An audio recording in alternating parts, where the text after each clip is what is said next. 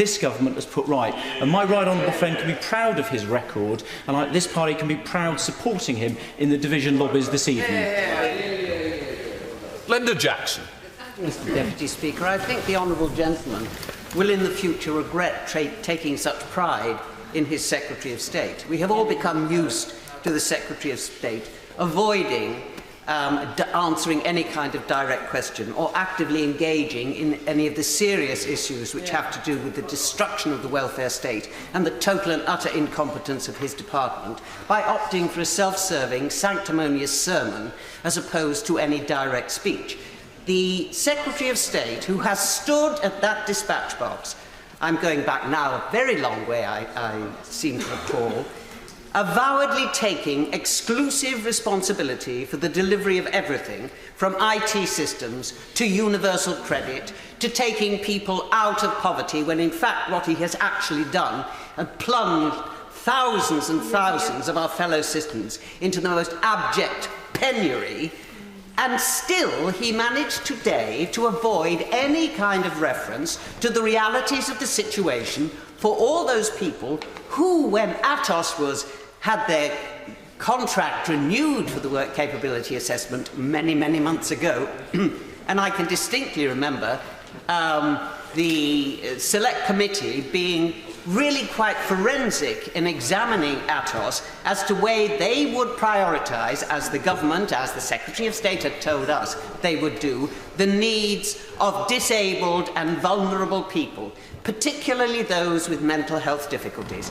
And the confirmation was given to us by Atos that yes, this was going to be an absolute target for them. There would be champions for people with mental health difficulties.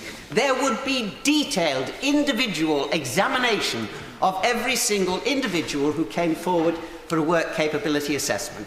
And despite the Harrington changes to which the Secretary of State referred, there have been no marked improvements. We've already heard the figures of people who are waiting for ESA. I will give a precise example of just how chaotic the system is. One of my constituents, paraplegic, placed on ESA. Another constituent, 26 years old, with the mental capacity of a 6-year-old, who is consistently having to go for work capability assessments. And I find it absolutely impossible to believe that members sitting opposite have no constituent who comes to them with similar or even worse situations. And yet members opposite find the points that were made by my right honourable friend from the front bench as hilarious. They find it really, really funny that we have seen this explosion in food banks where people who are working, and I would just point out to the Secretary of State that he furnished absolutely no evidence, nor did any member sitting opposite, that the jobs which they are trumpeting that have been created during his sovereignty of the Department of Work and Pensions are actually created by his policies. There are other members of his government who trumpet that these new jobs that are being created by the private sector. One certain thing in an uncertain world is that there are people who are waiting to have their appeals heard. 48%, I'm talking now about ESA. I didn't want anybody to be under any kind of confusion. 48% of appeals are upheld.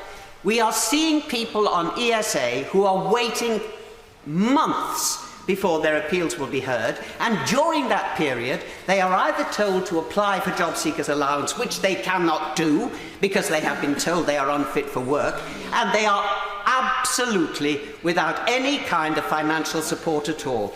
As my honourable friend said, we are looking at a welfare state which was created to protect people from actually falling through the cracks. What this particular Secretary of State, what this particular department is doing is pushing people through those cracks and hoping that the rest of the country won't notice that they've disappeared.